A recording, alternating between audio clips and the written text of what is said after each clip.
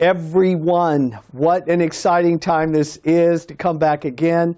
Last week, so many of you took your time to try to share with us. Unfortunately, we had technical difficulties, but as you can see, that issue, thank God, has been resolved by just a great group of guys and girls that just got together and just resolved the issue. I'm back with my friend, and we're going to try to repeat, not verbatim, but the spirit of everything. So many of you are already very familiar with who Pastor Marlon Reed is. We're going to let him come in just a second to share with you his address. But I say this not because he's with me, but this is a very dear friend. And his church is just, in my opinion, a church that's on the cutting edge. If you are in the Michigan area, I don't care where you are, I don't care if you have to drive 2 hours to get there. There are some things that are just worth doing, and that would be one. You would be really, really blessed to take you and your family out to the River Church. Pastor Marlon Reed, my dear friend and brother, thank you much, sir, for being with us. Welcome again. We're going to do this again, but before we go anywhere, would you please share with our audience your church, the name, the address, the time of service before we go here? Pastor Reed.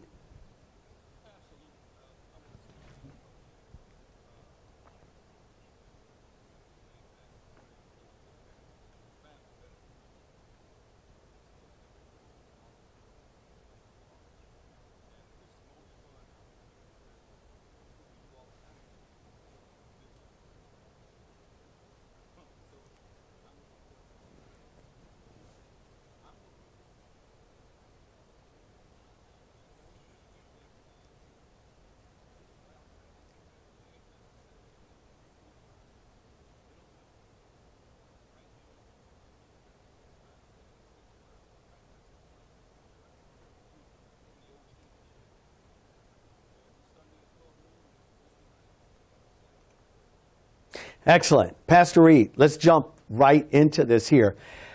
I am inundated, and I'm sure you are as well, always, especially with leaders. And again, I tried to set this premise up on last week when we attempted to do this, but I want to stab at this one more time.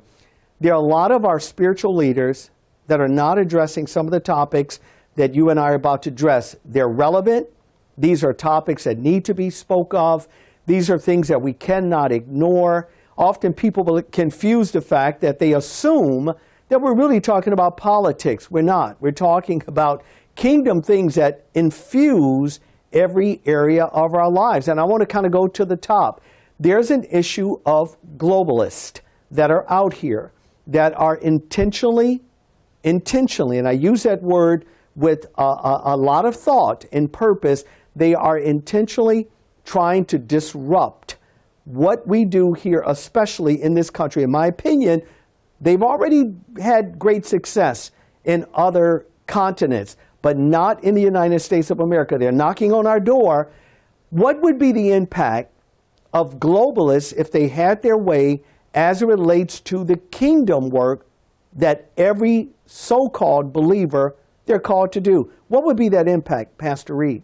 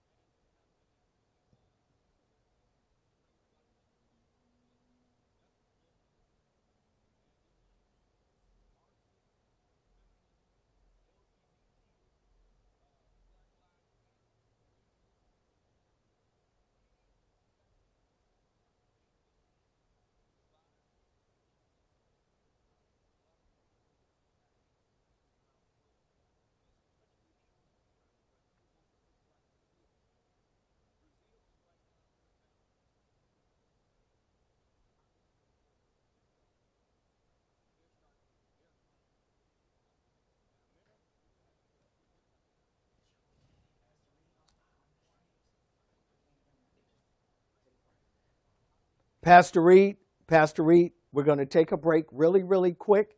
We're going to take 5. I want everyone to stay tuned. We're having some problems with Pastor Reed on his technical side. Everything else is working. Let's take 5 minutes. I promise we're coming right back. Okay, they shut us down. Good.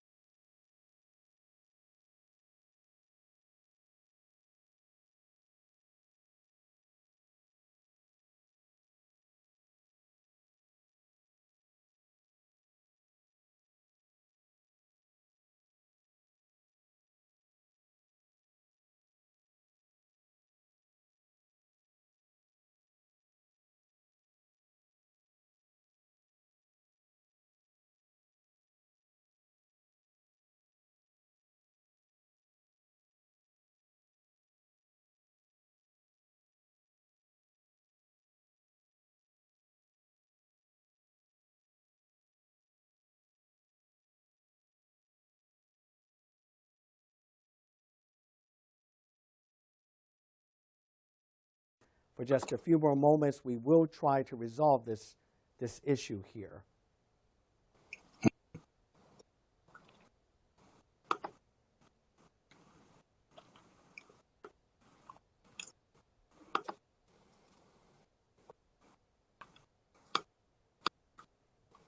Hmm.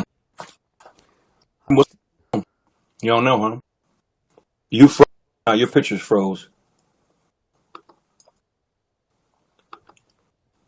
So I think, are we okay? Can you hear me now, Pastor Reed? Pastor Marlon Reed, can you hear me, Yes. sir? Sign and come back in or something. I want to apologize again, everyone that is paying attention.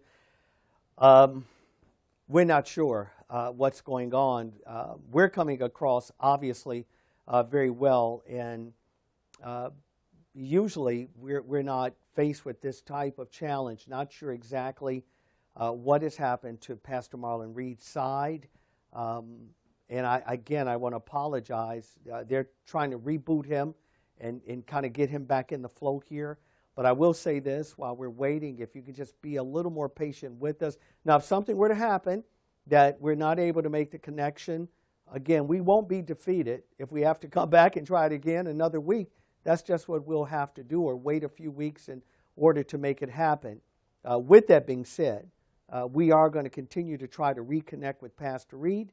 I believe that the message that he was sharing, I would want him almost, if he could, to almost replay it all over again, because one of the top things I was really asking about was the impact of globalists. And I don't think a lot of people understand Pastor Reed was just really making a reference point, and that is often we assume that this is about politics. No, the kingdom of God bleeds into everything. If you have a Judeo-Christian base, then you can't discard the fact that the scriptures are very, very clear, and that is that as believers, we are called to go out and to influence. I'm not talking about setting up a kingdom or having a king, and we are all speaking with this monolithic piece here.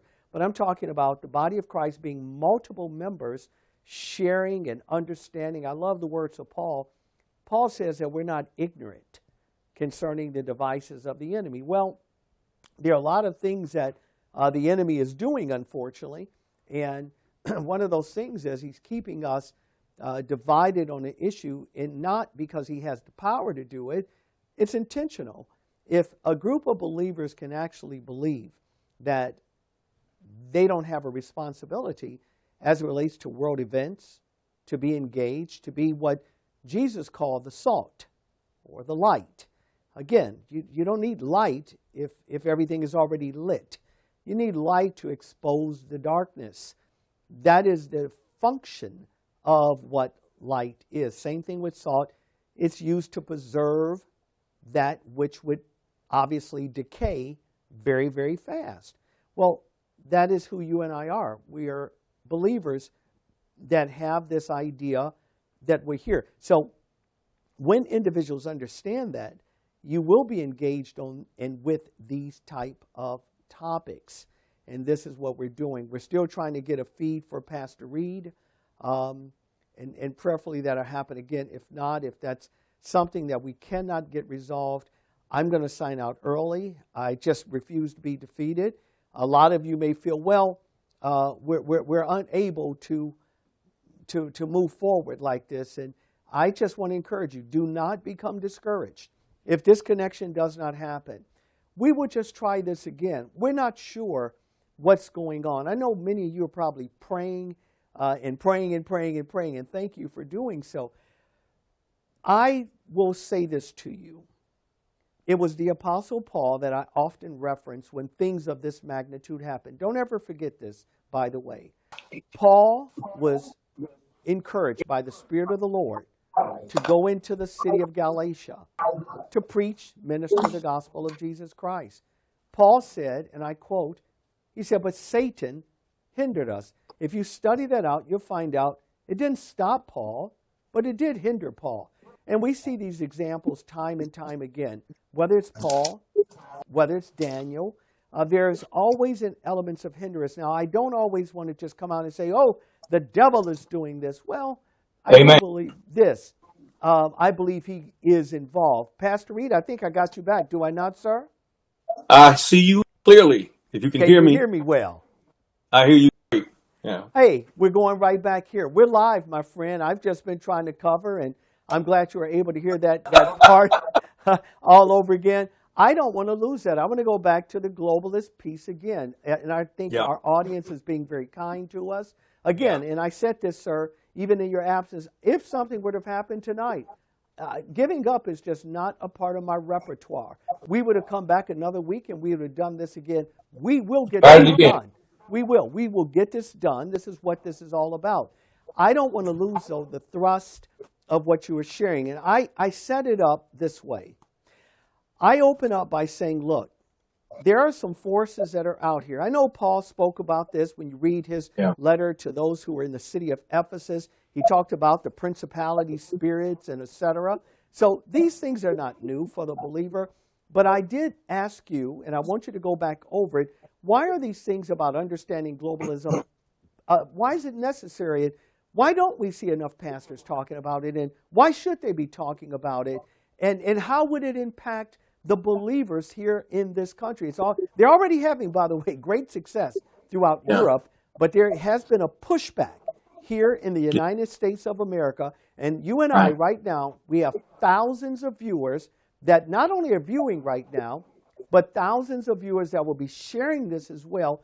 Why should every spiritual leader, one, understand globalists, number two, be talking about it, and Pastor Reed, how is it impacting us? Let's do this all over again. You have the All floor, right. my friend.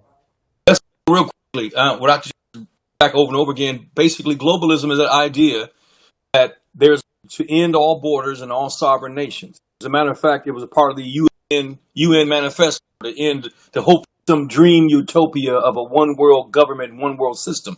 And globalism is really a religion. It's really a religion full of zealous activists, people who we could call radical extremists, because they're willing to go and take any measure that they can to bring this worldwide agenda to pass in the earth. History has told us, thousands and thousands of years of history has told us, whenever our multipolar ships and nations where there's a power structure in the world where there's many different powers, there's polarization, the gospel of Jesus Christ is always hindered because there's no free flowing of missionary work and travel and riding a circuit to take the gospel around the world. When you have to go dictator after dictator and totalitarianistic governments, it hinders the move of God. It hinders the gospel being preached. And one of the things about it is that talk about America, the president of the United States. He's the you heard the statement. Everybody's heard the statement. He's the leader of the free world, And you hear it, and it's just passe. I don't think they pay attention to it. A lot of people here in America, you listen to the protests, hear people in America talking against America. They obviously don't know what this means. What it means is there are nations on this earth that are liberal democratic republics, like America with a constitution, like Israel, like other countries around the world, that they don't have a totalitarianistic government. They have a government for the people or by the people. Then you have monarchies where they have kings and royal families. Then you have dictatorships like you had in Cuba with Fidel Castro. And you have nations or like the nation of Korea with the man that's the rocket man who's the dictator there. Or you have communism. And the last one you have is Muslim, which is ruled the Islamic nations that are Muslims that are ruled by Sharia law. And these are theocracies. They are theocracies, there's monarchies, there's communists and dictatorships, and then there is a republic like America. When you live in America, you don't have constitutional rights, you don't have a Bill of Rights. You're subject to the laws of those countries. And people don't realize what makes America the great experiment, because America was birthed in the idea of individuality, that individuals would have a right to own and possess and control their own, to be free from the edicts and dictates of monarchies or despots or tyrants or communists or the nation. So having a free nation like America is so important because America is the most powerful country in the world. We have the most powerful military force on earth, technology in every other way.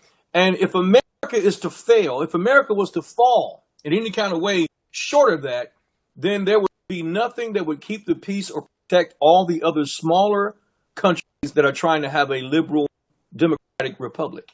And what we have is Islam with its idea of world domination. You know, it's funny how many Islamists, they don't talk about it. They won't speak about it. But in the dream of every Muslim is to have one world under Islam, to have one world under Sharia law. The dream of all of them. Now, you have close to 2 billion Muslims in the world, but 30% of them are radical extremists. That means about 300 million of them, about the same size as the population of America, hate America, want to see America destroyed, calls us the great Satan. So you got the equivalent of size and population of America, that many people that want to blow us up, kill us, suicide bomb us by any means necessary. Now they say those are the radicals, but here's the other thing about the silent Muslims. They don't say anything. They live in the country. They move in and populate and come into America and take advantage of all the great things that America has to offer. And they grow in number, and it's more of a silent jihad as they grow in number. As American families diminish to 1 to 2 children and no children, they're having 8 and 9 children. So by continuing generationally in the land, they grow and overpopulate and overpower and take over that way. But if you notice something, all of the jihadists, when they do the terrible things they do, they're rarely ever denounced by the silent Muslims. They rarely ever are reprimanded by the silent. Why? Because it's the dream. If if you follow the Quran properly, it calls for you to be radical. It calls for you to kill the infidel, the words of Muhammad, to kill the infidel wherever you find him. So America, we're faced with Islam. Then you have China. You have the communist countries that are labeled are rooted in Marxist ideology. Marxist was a Satanist, a devil worshiper. He hated God. He wanted to see God removed completely from society. He is the one that created the terms of bourgeois and the proletariat and the idea between the working class struggling between the rich. And what we've seen in America after World War II, a lot of people don't understand this. Europe was practically destroyed by Hitler, completely in every kind of way. America entered the war. We came right at the tail end, and we stopped it. We won the war. But America was untouched by the ravages of war. That gave us an advantage over Europe and all the other nations. I mean, 22 million Russians were killed in the war. I mean, these countries were devastated. So America took the lead as the leading nation and superpower of the world. And we were in a way where we had come out of the Great Depression. America began to boom again, put us in a powerful position. Luckily, America was called a Christian nation at that time. So we led the world. Now, I'm not saying there's corruption. I'm not saying there's evil in America. I'm not saying there's problems in America. But overall, the whole position of America as a democracy, as a liberal, democratic democracy, republic. Well, it's actually not a democracy. It's a legislative republic. Yeah. Democracy is mob rule. We can't have mob rule.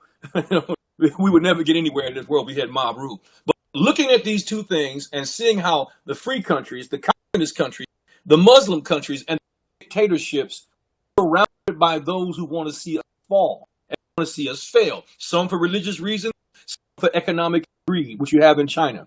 And what we have now is Iran, China, North Korea, and Russia have now allied themselves together. And America has been established as this unipolar power.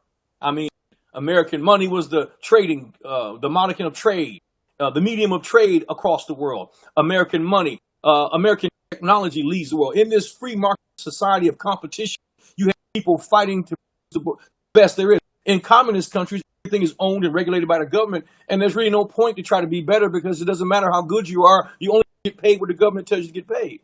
That's the problem with communism and socialism. And socialism is just communist light. Socialism leads to communism. It's the next step over. So with America's superiority in the world, of course, it comes with a lot of hatred by other countries. And long story short, we have these ruling classes, these very powerful individuals in the world, the globalist elitists, the ones, the Bilderbergers, the IMF, they meet at the Davos. They decide the fate of the world. They decided that they're going to have a new world order. They talk about the Great Reset. In other words, they want to switch the world from fossil fuels to electric power, which is literally impossible to do. It's not even possible, but they know it's not possible. Their purpose is to bankrupt America and other countries that rely on fossil fuels. And that's a lie too. There's no such thing as fossil fuels. That was created by the Rockefellers. He got a bunch of scientists to get together and create fossil fuel, believing that, it's the rotting corpses of dinosaurs and animals that have been packed down into the sediment of the earth, which is creating oil, which is not true. The earth is spinning and turning, and out of this hot magma core is producing oil constantly. It's never going to stop making oil. This is another lie. It's to create the ideas of scarcity. We're power. Save the planet. We're killing the planet. We got to go green. Climate change. It's all these crises about the earth, and all these things are hoaxes. There's a strain of truth in all of them, but they're hoaxes because this power, these elitists, these globalists, working through these nations as they are drawing us into war, Ukraine, taxes, spending billions of dollars in Ukraine. Now Iran has worked through its proxy in Hamas to attack Israel, our most ardent ally in the Middle East. And many people don't understand why exactly it's important for us to stand with Israel. They're the only democracy in that area.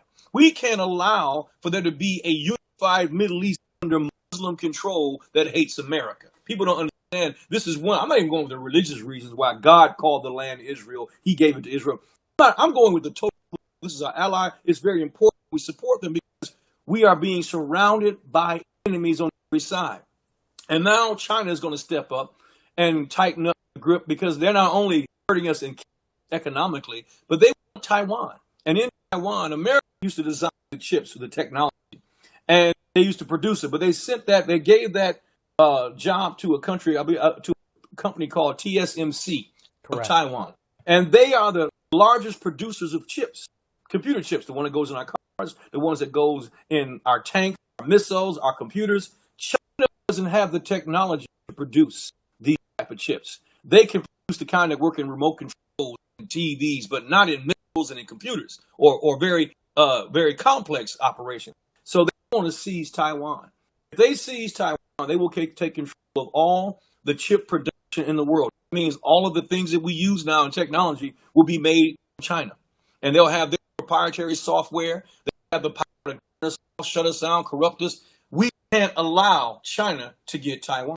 But if America's fighting over here in Ukraine, millions and billions of dollars in there, now we're sending billions and millions over to Israel. Now another war might come where they want to take Taiwan. What is America going to do when it's stretched out on 3 different places around the world to fight? And our military is already weak. Our military is already in a very weakened place. So why? If these powers accomplish what they want, those ruling classes, those who are the rich and powerful, who are profiting off of this war, because people don't understand about Hamas and about Israel. Understand it. There's a lot of ignorance pervading the whole subject. You see, Hamas is the government of Gaza. They're the hoodlums and thugs and Muslims, and even the Palestinian people, by and large, don't like them. They go to war. They cause incidents, false flags. They incite war and skirmishes and draw Israel into conflict and then use children as human shields. And when the children are killed and caught up in the aftermath, it goes out across that Israel is genocidal, and they're trying to kill and they're trying to stomp out all the poor Palestinians. And they do these things, and suddenly billions of dollars flood into Hamas or into Palestine in humanitarian aid, and Hamas takes all that money. And they could have put electricity, could have put water in for their people. They do nothing for their people. They build tunnels, and all of the leaders of Hamas don't even live in Gaza. They're billionaires. They're taking on, and then and then on this side we have the military-industrial complex, which is making weapons for both sides. And so now there's a money-making billions of dollars of weapons are being sold. So we've been caught up between the hands behind pulling these strings, moving us toward this, what America could lose its place as being the unipolar power in the world. And then you see a multipolar power, Russia, China, Iran, and North Korea. And you'll see it would be so difficult for the gospel then to now go from nation to nation and preach. It would be a difficulty. The gospel doesn't flourish under those situations. This is really all about Jesus. Jesus said in chapter Luke, he's in his gospel, he says, Israel, you had missed your hour of visitation. You're going to be surrounded about and crushed down under the foot of the Gentiles. The time of the Gentiles is fulfilled. We're in the time of the Gentiles now, the time of the church. This is the time of the Gentiles. So Israel has been suffering under war after war from the time that Jesus spoke those words up until now. The devil, the Satan, the enemy, the enemy of mankind, the Bible says he knows his time is short. So if you're a devil, if you're Lucifer, if you're Satan, if you're the enemy, and you don't even have a certain time to work and the time is going to be over, your only thing to do, your only thing you can do is try to prolong the time. If you know the time is short, it's prolong it. Well, the way to prolong it is to keep the time of the Gentiles perpetually continuing. Never let it come to a close. And the way to do that is to stop the gospel from going. For when this gospel is preached to the uttermost part, then shall the end come. Well, if I'm the devil and I don't want the end to come, I'm going to work through my pawns and my servants through government to try to create an environment where we can crush and destroy any type of freedom, bring everyone under control, and then kill off the population, shrink it down, and I can contain it. That means the devil could literally try to hold it for another 1,000 years. And say, when I say this kind of stuff, oh, God ain't going to let that happen. Oh, God. Let me tell you what God let happen. God let the Catholic Church rise up as a unipolar power, and they took control and locked the Bible up for 1,000 years. They called it the Dark Ages. We are on the cusp. If the Lord tarries and doesn't return, we could possibly see another dark age where the church is suppressed and pushed underground without the liberty to be on the airways. We're already trying to call Christian speech hate speech because this is the whole idea. Globalist elites, what they've been doing and working through Marxists and communists. Now, I personally believe they're going to kill them when they get through using these useful idiots to bidding the leftists, the LGBT, all all these groups, they come and fund money to the division, the left against the right, the black against the white, the Democrat against the Republican, the conservative against the liberal, the gay against the straight, the Christian against the Protestant against the Catholic, just bringing division, the black racists, and anything they can create this atmosphere where there's so much conflict, and then put economic distress on our country where it's being just bankrupt and crashing and collapsing. You have a recipe for revolution. You have a recipe for, as our Democratic friends, like our Democratic friends say, to reimagine the Constitution. They use that to reimagine the world, reimagine America. Klaus Schwab, who is pretty much the Antichrist for right now, he's just a devil. Klaus Schwab, the head of the Economic Forum, head of the IMF, he's the biggest money man on earth. He's the prodigy of Henry Kissinger, who's another foul, bad actor we've allowed to live and operate, another traitor who's a part of that same global elite. He has said openly, by 2030, you won't need a car. It'll be electric and cars will come get you. They say you'll own nothing and you'll be happy. I don't know. If I lost ownership of my house and my car and all my money, I don't think I'd be very happy. But this is what they're gearing people up. They're trying to push these ideas because they really think we're that stupid. They really do. They really have a very low opinion of the masses. And they believe that they're working through government. They have Republicans on payroll. And a lot of people don't understand this either. They have Democrats and Republicans. Now, I personally believe they have lodged themselves in as a parasite in the Democratic Party. The Democratic Party is just a host of the Marxist globalists in it, the leftists in it, because they've completely taken control of the Democratic Party. The Republican Party, its ideals are converse for them to lodge themselves, but they do have traitors on the Republican Party, which we call rhinos.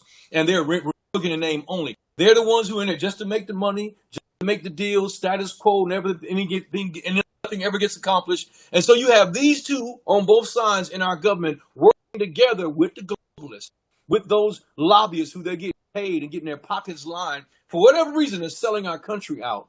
And we have the highest inflation. We are plummeting. We have the highest gas. We have rates. People, I mean, the economy is coming to a standstill. It's not booming. And all the while on TV lying, everything's going great. We're in a great recovery. No, it's not. Nobody can look around the world and see a great recovery. Their idea is to completely end free speech. This is why censorship and cancel culture has been pushed. You can't say this. Facebook censors you. Instagram censors you. You can't say what you want anymore. The ideals that democracy is built upon.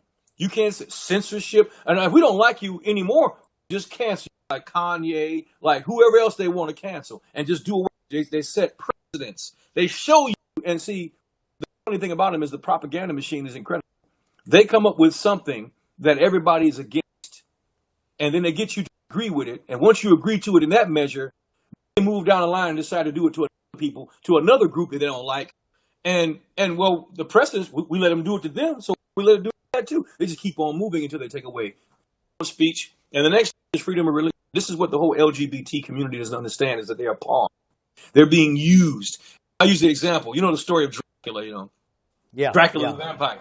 Dracula is a powerful dude. I mean, people don't realize that the Bram Stoker took Jesus and made an antithesis of Jesus. And he came up with, he rises from the dead every night. He goes in the club. He drinks blood. Jesus gives his blood, you have life. He drinks your blood and makes you a vampire. So he took all these ideas. He can't stand the sun, though. There's certain things that Dracula can't do. At night, he's all powerful, but in the daylight, he's weak. He has to go in and recover. So Dracula has a ghoul. He takes a person, he doesn't turn him completely into a vampire. He turns him into what they call a ghoul. And the ghoul is a guy that goes to the house and cleans it up and closes all the shades. He gets it ready, prepares the way for Dracula to come.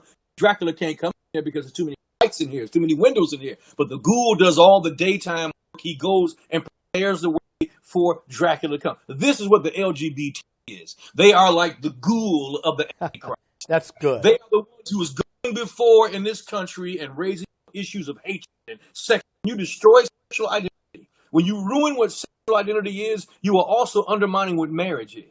When you undermine what marriage is, you are destroying what community, what family is. When you destroy what family is, you're destroying what community is. When you're destroying what community, soon society is going to come based upon the fact of a false idea of identity. So they attack these things. These are all Cold War Marxist tactics that have been used by the CCP or the communists, the Chinese Communist Party, all the other Marxists that want to see this country end, hate democracy or hate America. They use these tactics. And the LGBT is ramping up. And the next thing they're going to do is begin to call the Bible hate speech. Because the Bible is the only book left that talks and condemns homosexuality. A man shall not lay with another man as he will with a woman. A woman shall not lie with another woman as she would with a man. This is an abomination. That means God says it's repugnant and stinks in his nostrils. It's vile. He says it even pollutes the land. God even told Israel, if you do these things as the people before you did them, I'm going to drive you. You will be driven out of the land. He told the chosen people, I'll kick you out too.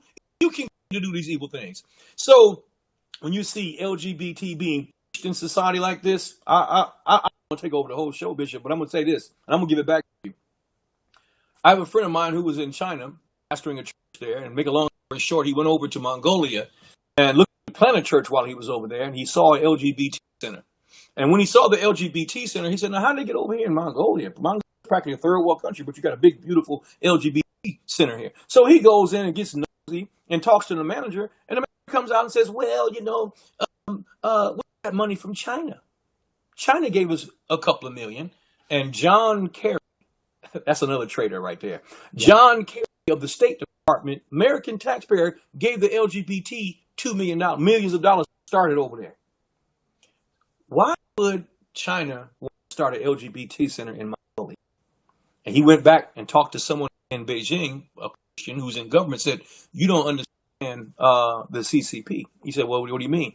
He said the CCP would promote homosexuality in any country that they want to see conquered. He said, what do you mean?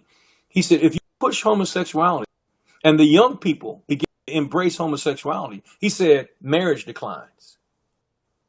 Birth rate declines because homosexuals don't procreate. He said, you undermine the value of what marriage and family is.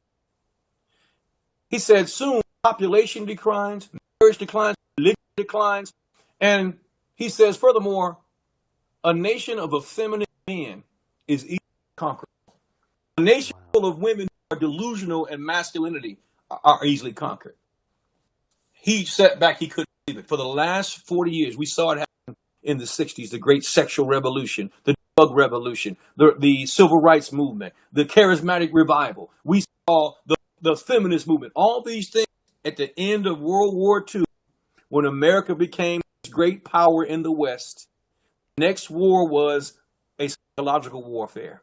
And our colleges and universities were hijacked by Marxists and communists who began to teach anti-American propaganda, to teach against capitalism. And so now we see the fruition of it in our country. When our young people are marching with green hair and pink hair, they don't know what gender they are, confused sexually, they hate America, they root for communism. Mm-hmm. This stuff started in those days. They started 60 years ago. Now we're seeing the harvest. So what are we saying? From within and from without. Now we have these powers in the world who are moving against America. This unseen group of millionaire, billionaire, trillionaire globalists who are pulling the strings in all these countries as they move to dismantle America from the outside. And on the inside, we have political parties. We have people who have adopted communist, Marxist ideology, and they don't even know it. And it's like a rock eroding America from the inside and on the outside. So what's going to happen when these two things meet from the inside and out? That's when they intend for the America to collapse. When America collapses, the gospel is going to take a great blow in the world. America sponsors more missionaries than any other country in the world. America is responsible. America's been a shining light for the gospel. In spite of all the evil that's going here, America is responsible for all the 160 million believers in Africa, in Asia. It's millions of Christians around the world that owe it to American missionary efforts. Satan hates America. He wants to destroy America. When they put ideas of abortion, depopulation, pushing homosexuality, depopulation, and undermining Christianity and undermining morality, and you have people in government who are bankrupting us, believing in lies like climate control and green deals and getting rid of we have a 1,000 years worth of oil in this country. We could run this country for another 1,000 years on oil and not run out, and we're not tapping into it because we got to save the environment. Because in another few years, the oceans are going to rise. But it's interesting, Barack Obama and all these people are buying homes, buying beautiful homes on shoreline property, but as if they have no fear of the waters rising within 3 years. It's all an elaborate lie and all an elaborate hoax to get you to give up your freedoms and give up your rights and surrender your humanity over to these people who don't care. They'll inject you with vaccines, with poisons, toxins. They'll inject your kids with vaccines. I was looking at today of how many vaccines were being given to children. And then when they passed a law that vaccine companies have to be liable for problems, and then all the vaccines they give kids now, because you can't sue them for it. This is an elaborate attack. This is a many arm. This is one problem. This is one thing. This is many arm. This is many arms. Like in the Marvel comics when Captain America's greatest enemy is Hydra. Yeah. And they say the theme is you can't stop us. You cut off one arm, you cut off one head, and another will grow. And it shows this octopus with his hands around the earth. This, they're telling you this in a comic book. Yeah. They're using this in movies, but psychologically they're telling you this is what we're doing and you can't stop it. That's what they want you to believe. You can't escape this. On digital money. On digitize your money, give you a digital ID, and then we'll give you a vaccine passport. We're going to make you take the vaccine. If you don't take it, you can't travel. France is already moving, legislation is on the table to limit their people to travel out of their country 4 times in your lifetime. That's right. You're born in France, but you get 4 chances to leave the country after that. Now, if you do all your 4 trips, you can't go anymore. Well, what is that about?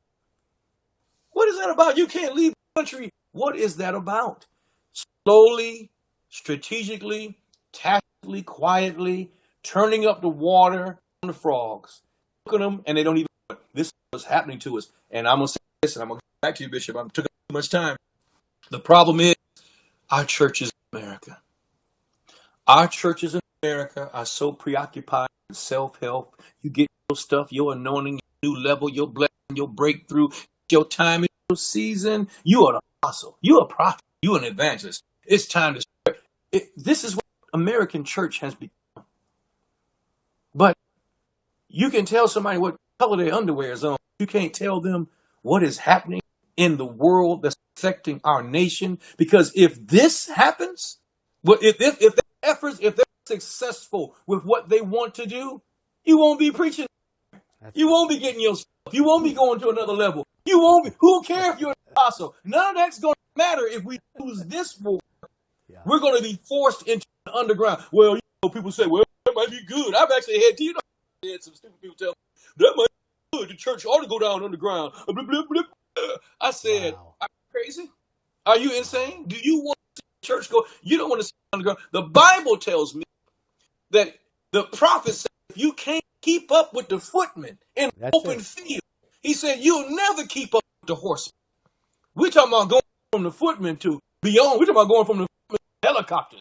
And you don't want to see it happen. It's insane. Our churches have lost it. They're focusing on building platforms and making money and trying to get it. I'm telling you, we've glamorized the ministry to the point where, everybody wants to be a pastor. Everybody wants to be a chief and nobody wants to be an Indian. Whether they have the grace to do it, all you need is some hokum. All you need to do is have some huckism. All you need is have something to tell people. And we are in a country where we're so distraught. We need safe spaces. We're triggered. We're hurt. We're wounded. We don't know what we are sexually. We're so confused that we need somebody to come and lick our wounds and make us feel better about ourselves and tell us things that are good. Just like Israel, they told the prophets, come speak easy things to me. No, I don't want to hear that, prophet. I don't want to hear that. Come tell me easy things. Prophesy to the idols in my heart. And I don't care nothing about any prophet or any apostle. I don't care anything about anybody who claims to be some whatever archbishop, whatever you call. And all you do is talk about general nothing. You're not alerting your people. You're not telling your people about what's going on in this country, what we're facing. You're not telling your people to pray. We're not praying. The church, my people, are called by my name. And see, we got this rapture idea. This idea that, it's going bad. Well, to hell with the rest of it. Yep. I'm getting ready to take off. I'm getting up out of here. Jesus come and get me back. So I'm going to let the world get bad. After I went out and voted for these devils and put them in office, and let them do everything they want to do, drag queen library hours and transgendering the kids and putting litter boxes in the school for kids that want to be Furbies. And after I've let these lunatics get in government and take over, well, it's all going to hell. I'm going to heaven anyway. Let me tell you something. You may not be going to heaven. All right. You just might be here to live through this misery that you helped create. That's a guarantee that Jesus is coming back right now. That's right. With 1% of Japan is Christian, the rest of them gonna go to hell. When the Middle East is unevangelized, Portugal, Spain, unevangelized, less than 3% of the population in Portugal is Christian. Wow. You talking about North Korea hadn't heard the gospel. China is still struggling with the gospel. I mean, you just name it. We're ready to go because we don't care. The Bible says the heaven in the book of Acts is going to contain Jesus until he receives the precious fruit of the earth. God is waiting on his harvest before he comes back. If he doesn't have a church that's interested in the harvest, if he doesn't have a church that is kingdom-minded, that understands how to engage these issues. Now listen, I'm not talking about the church and having a class on politics. I'm talking about having a church and being made aware. This is what the Antichrist. Well, the Antichrist is coming. Yes, he is coming. But the Bible says the spirit of Antichrist has already been at work in the earth. It's already been at work. But there's one thing that's been resisting him. That's us. The Holy Spirit in the church is resisting. What's he resisting it for? He's keeping him back. Why? Because there's a harvest. There's souls, your cousins, your aunts, your uncles, your family. God wants to bring the gospel and give them a chance because when it's over, it's over.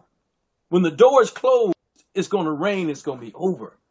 And if the church does not take that compassionate about souls, about the gospel of the kingdom, and resist what Satan is doing in the earth, then what good are we?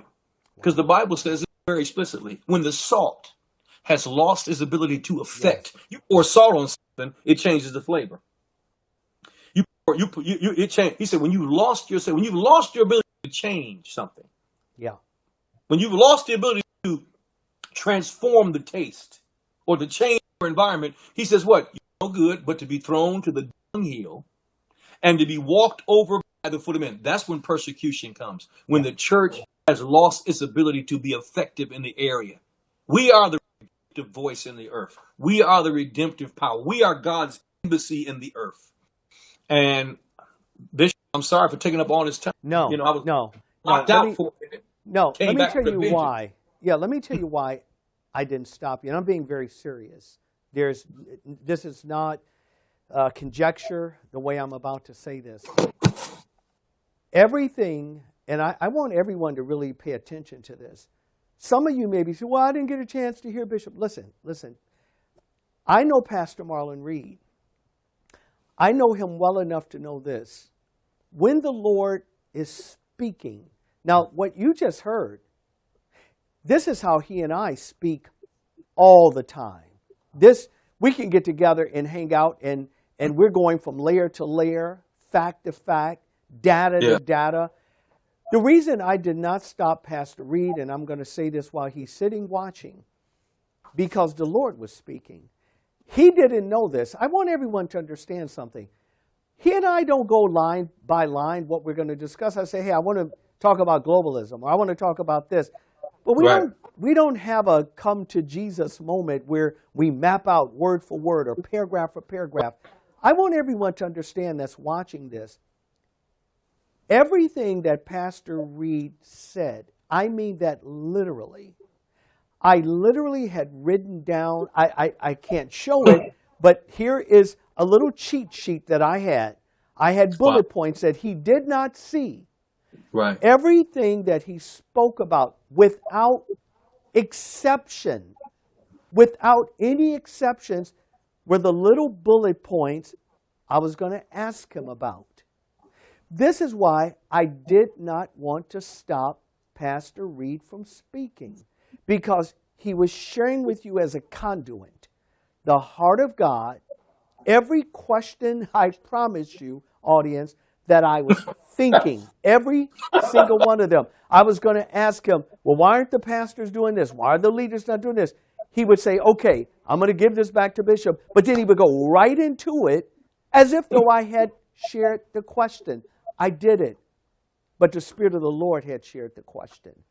And it put it on him and put it through him to the degree that this began to come out of Pastor Reed's mouth. Pastor, I say this with humility. You know, you and I, we laugh a lot. We have a lot of fun when we're talking about a lot of issues. But with Right. as much gravity as I can share right now, not that you need me to say this, I'm telling you that what you shared with this live audience was the heart of the Lord. Every facet, I want to just encourage everyone that's watching right now. You need to take what you just heard Pastor Reed said, really, especially if you're a young minister, young evangelist. If you listen, he just gave you an outline. He took you from Genesis all the way through the book of Revelation without having to enumerate chapter and verse. There was a methodical move through Pastor Reed that if you're paying attention, you'll grab it.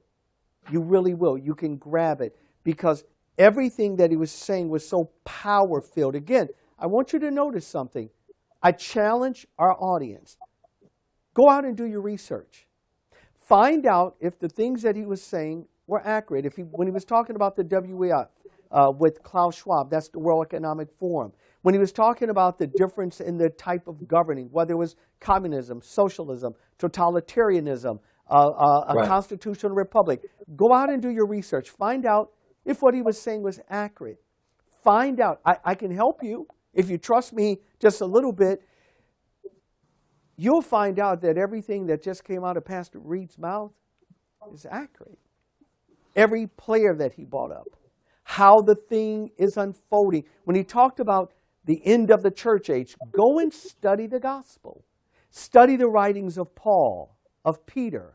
Go check out what Luke was talking about there in the book of Acts.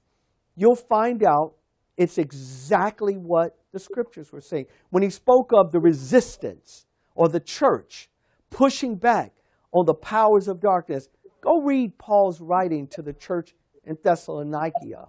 You'll find everything that Pastor Reed shared was a biblical worldview of where we are, what's going on, how to deal with it.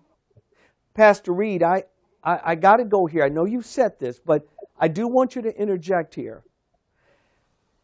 Why is it that our spirit-filled leaders cannot articulate what you just said? Help me. I am so serious, man. I was just thinking the same thing. No. I was just thinking I mean, the same thing. How can they not do what's the block? Why do they have this blockage in them that they can't share this with their congregants? Why is it that when they're on TV, help us understand what's wrong I know we're running with out of these time. people? I know we're running out of time. While you were talking earlier, and thank you for what you said, I appreciate it. I don't take it lightly. I just thought to myself, what if every pulpit in America was preaching and making the people aware? Could you imagine the impact of people hearing the truth and then being guided and mobilized to make a difference? But we're not. Pulpit is the only free place left in the country to say what you want to say without being censored, because there's separation. There is a separation of church and state. I mean, that's not a law and it's not the Constitution, and people use that foolishly. But the church is an embassy. Government doesn't have any right. We were here before the United States. The church was in America before the United States. The church helped America come into being. So the church, the government doesn't have any power over the church and that to tell us what we can say and can't say. When we close those doors and come in there worshiping, they have no right to censor the pulpit. This is the place the devil wants to destroy, the pulpit. It's the one free place left to speak the truth in the pulpit. And if our preachers are not speaking the truth, it's either one thing, they're ignorant and they don't know, or they're false shepherds. God didn't call them and God didn't send them, or they themselves have been deceived by the spirit of this age. The whole movement in America to desensitize people, we think it's most important is to get people in the seats and get everybody coming to church every Sunday. And all our programs are all get around herding people into a building. And then we're going to talk about doing life and just, it's not even a message of the gospel anymore. It's not even a message of conviction anymore. It's not about growing on to know the Lord and be led by God and to be the literal church, the embassy in the earth. It's just so much of dereliction of duty of many of these preachers, these apostles, these prophets. They all want to stay away from anything to do with political. The church is supposed to engage politics. That's I'm going right. to say this really quick. I told many in the black community that talked to me about politics, and I said, well, here's one problem. I said, you give your vote to one party. That party doesn't have to do anything to get your vote. It already have it. They take you for granted. They use you and they give you nothing. They preach equality and diversity, and you agree with that, but the only ones get equality is gays. And only one get diversity is gay people, and the only people getting equality legal immigrant. None for the black community. You don't get nothing. And it hasn't gotten anything since the civil rights movement, and they didn't even author that. That's right. Okay? That's right. So right. when you stay in this where you are always listening to one side, you get nothing. I said, if you want to get something, pull back and make the two parties fight for your vote. That's and then right. say, what you do for us? Why would we vote for you? One side says, you ain't never going to vote for us, so there's no point. The other Pastor, side says, wait, Pastor. Wait Yes, 1 sir. second. Even though we're out of time, I'm going to ask our Yeah. audience, stay with us. Just give me 10 more minutes, because we did have some We technical lost 10 minutes, difficulty. And I don't want you to lose your point. I know everybody was probably, I guess it's about to end at 8 o'clock. No, we're going to go a few minutes over here. I've never done that before, but bear with us, because, again, we had some technical difficulty, but I think what Pastor is sharing about understanding how to make people fight for who you are is really a biblical idea. It's kind of what the prophet says, choose you this day who you're going to serve. If we don't have a choice, that means we're monolithic in everything that we do. Pastor, I wanted to interrupt you only for that point, because even though our time is up, I don't want you to lose that. Please take a couple more minutes, if you don't mind. Why is that important? Please, Pastor Reed. When you give into one side, you never. Why would the Republican Party care about the black vote? They're not going to get it, no matter what they do. Even though they're the party that was anti-slavery and anti-Jim Crow, and the lie of the party switch, that's a complete lie, and can be proven. So if you only give your vote to one side and they say, like Joe Biden told them, if you don't vote for me, you ain't black. That just automatically shows you how they feel entitled to the black. What you vote for, the racists? You going to vote for the racist Republicans? No. I said, why don't the black community stand outside the parties and have no allegiance to either? And then say, which one of you parties is going to fight for what we want? And then make them both offer, but you give it to the Democrats and you give nothing. It's the same way with the church. When you say separation of church and state and we should stay from politics. No. The church needs to stand outside of the parties, Democrat and Republican, say, this is what we're concerned. And guess what? We got millions of voters right here. We got millions of people mobilized. What are you going to do? See, if the church would do that, the Democratic Party would stop trying to push transgenderism on your kids, trying to castrate your children without your permission, and give drugs to transition them into opposite sex. If the church would stand out the way it's supposed to, and demand that, okay, if our votes are for sale, who wants our vote? Whatever party is going to look at morality and look at turning the tide of all this incessant and incessant wickedness that is being promoted. Well, we can't legislate righteousness. Liars gonna sin, liars gonna lie, and we just got to preach the gospel and tell them about Jesus. And this is what you hear. They wax religious and poetical about the gospel. You can't. I used to hear them all. You can't legislate right. You can't make people live right. But hey, you can't. You can stop them from legislating wickedness, though. That's right. Right. You can stop them from legislating wickedness. I'm trying to make sinners be saved. I don't want modification. Go be a sinner. Go. Just give me the right to preach the gospel to you. But at the same time, when the church pulls out of political engagement, what happens is it runs derelict. It gets out of control. The church should be. This power says, we're not trying to make you be Christian. We're not trying to make you be righteous, but we're not going to stand back and let you tell our children that gender is fluidity. We send our kids to you, and you send them back. America-hating, anti-Christian, evolution believing, God-hating Marxists. That's what's happening in America. Yeah. Because the church wants to disengage. And you think We think we're being Christian with these people. Well, we're being Christian. We're not going to fight. You know what happens when you disengage? Well, we'll start our own private schools and teach our children. We'll just put our kids in the private school. When they get in power, what they start doing? Trying to destroy private schools. Right. They're trying to destroy Christian schools. You don't teach LGBT in your Christian schools, we're going to pull state funding from you, even though you're a taxpayer. Right. This is what they do when they get in power. They preach tolerance and love and kindness until they get in power. Then they become despots and tyrants and begin to, well, you're just going to have to go along with it. You all are just going to change. I heard Michelle Obama. That's why I didn't vote for that devil. I'm sorry that offended you. I heard her at the Democratic Convention when Obama was running for office. I watched it on C-SPAN. He was clever. He didn't go into the LGBT convention. He sent her in. And I heard her on that platform tell them, we're going to kick the doors of the church in. That's our God. We're not going to allow them to make us feel like we're not God. I heard her say, we're going to kick the doors of the church in. She said it. We're going to make them accept us. Yep. You make the Bible accept something that God calls an abomination? Who do you think you are? Wow. That's what I saw them do. Blatant. And the church bought it. And because we wanted to see a black president so bad. The dream came alive. The black president, we thought it was never going to happen.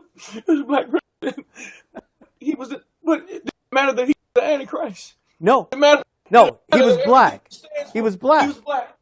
And it's the spirit. We don't have to be good.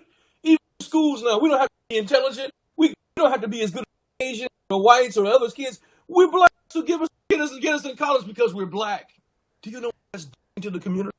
When you slow the bar so low, mediocrity, you're not helping anybody with your mediocrity. No.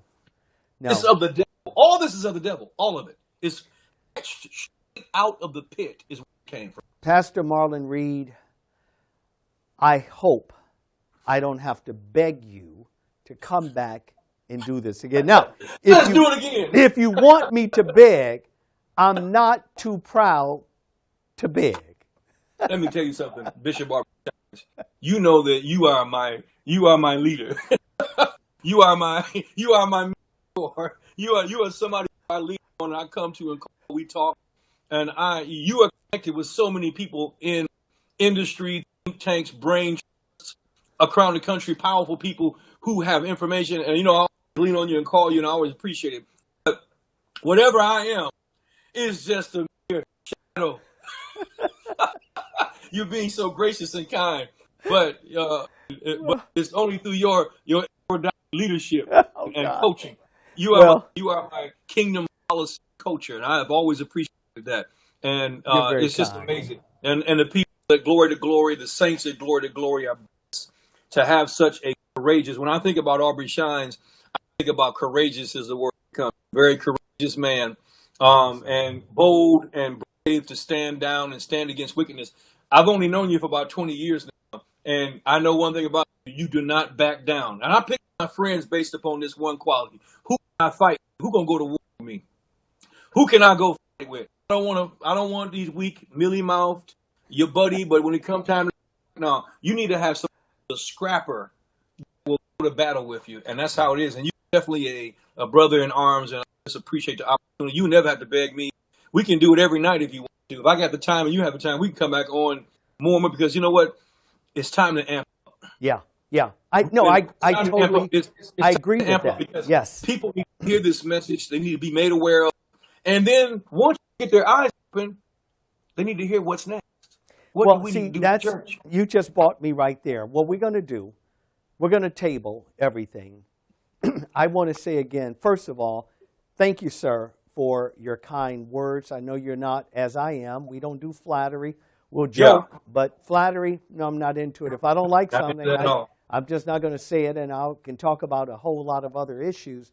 But that's right. I just believe that the work that you're doing there in the great state of Michigan, I think everyone in your arena, your area, I don't care if they are 90 miles away. What is a car ride? I believe if someone were to offer a bank certificate of $10,000, only thing you have to do is drive there once a week. We do it until Jesus comes. I think that people ought to pay attention to what you're doing, because I want to say this to everyone in Michigan. And I've been there a lot, preaching for a lot of various people, individuals that are there. I'm telling you, Pastor Marlon Reed is one of the few guys that really, really, really gets this. Not just the cultural thing. He understands you can't separate a theological premise from the culture. That's absolutely impossible. We're going to make sure that we put Pastor Reed's address up again. And Bishop, I want you to be able to share that. Pastor Reed, where can they find you, sir? one thing, Bishop. Yes, I want of course. to say something. We prophesy and we lay hands and we pray for the people. Yes. And God miracles. We don't leave the ministry. People, well, no. We can walk and chew at the same time. Absolutely. While we're talking about these issues and engagements, we still have not lost and left behind those important things. You can find me at 17235 Middle Belt Road, Livonia, Michigan. We have services twice a week, except for special revivals and special events we have at any time as the Lord directs. You can find us at 12 o'clock. We have Sunday school at 10 a.m. We have regular service on Sunday worship opportunity at 12 noon. And then again on Wednesdays, we open up at 7 o'clock with prayer and Bible study only on Wednesday nights from 7:30 to 8:30. If you're in the area, if you're anywhere nearby, come by and we'd be glad to have you with Christian love. Again, Bishop, thank you for this opportunity. Thank you for the chance to come on and to share. And it's always a pleasure. It's always a blessing to be able to address the Glory to Glory ministries. Pastor Marlon Reed, the River Church senior pastor. Go out, visit him, pull up all of his data, info, go out to his website, check him out, and sow a seed. He's doing a great work. He really, really is. Hey, until we come back again, thank you again, everyone, for sharing. Please, please go out, take this entire roundtable, and share it with as many individuals as you can. I love you. We're praying for you. God keep you. And until we come again, I bid you peace. Shalom.